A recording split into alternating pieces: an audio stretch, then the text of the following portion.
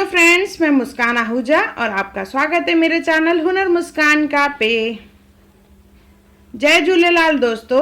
अॼु मां तव्हांखे ॿुधाईंदसि त जेका सर्व पितरनि जी अमावस्या हूंदी आहे, मीन्स श्राद्ध जो आख़िरी ॾींहुं, उन में असां पितरनि जे निमित हिकु ॾीओ ॿारींदा आहियूं, जंहिंसां पितरनि जो मोकिलाव बि कंदा आहियूं और पितरनि खां असां माफ़ी बि घुरंदा आहियूं जीअं घर में सुख शांति हुजे। त उहो ॾीओ कीअं ॿारिजे मां तव्हांखे ॿुधाईंदसि अॼु। इहो ॾीओ शाम जो घर जे ॿाहिरि ॿारिबो आहे। हिकु थाली खणंदासीं, उन में पेपर या कार्डबोर्ड रखंदासीं, उन जे मथां फुल्को रखिणो आहे और मथां चौमुखो ॾीओ रखंदासीं जेको अटे मां ठाहियो वेंदो आहे। उन में हाणे विझंदासीं तेल।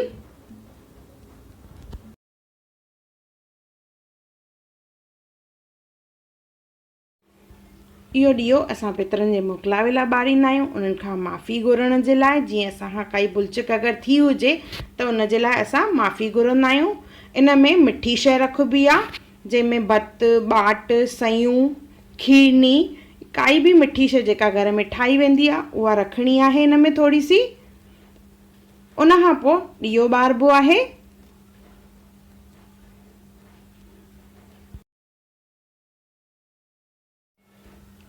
अचो ॾीओ ॿारियूं था पिया।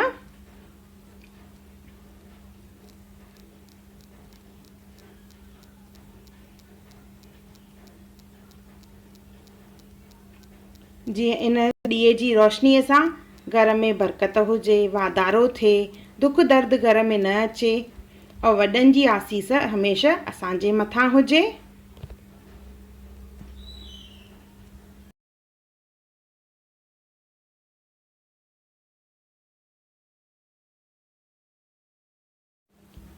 ॾीओ ॿारण खां पोइ जल जो छंडो हणिणो आहे, त हथ में थोरो सो असां जल खणंदासीं यानी पाणी, और उनखे थालीअ जे चौधारी असांखे घुमाइणो आहे। 3 दफ़ा ईअं कंदासीं, हथ में पाणी खणी 3 दफ़ा थालीअ जे चौधारी घुमाइणो आहे। हथ जोड़ना आहिनि और थोरा सा इन में रखंदासीं असां चांवर। चांवरनि जो अखो बि चाढ़णो आहे, त 3 दफ़ा पहिरियों पाणी घुमाईंदासीं, उन खां पोइ उन में अखो विझंदासीं।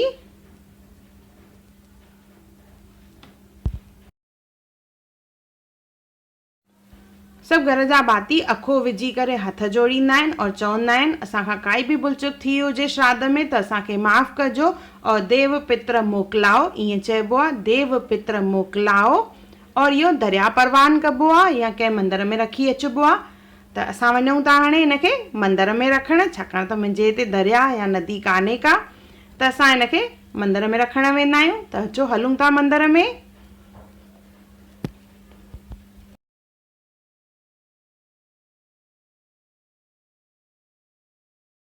मंदर में वञण महिल ॻाल्हाइबो न आहे, ना ही पोयां ॾिसबो आहे। मंदर में वञी इहो रखिजे ॾीओ ऐं चइबो आहे देव पित्र मोकिलाओ, असांखां काई बि भुलचुक थिए माफ़ कजो असांखे, श्री कृष्ण अर्पण।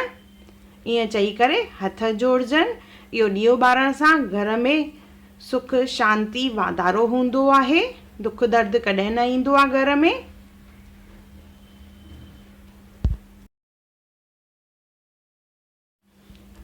अगर आपको मेरी वीडियो पसंद आई हो तो लाइक करें, मेरे चैनल को सब्सक्राइब करें, इंस्टाग्राम पे ज़रूर फॉलो करें और मेरी वीडियो को ज़्यादा से ज़्यादा शेयर करें।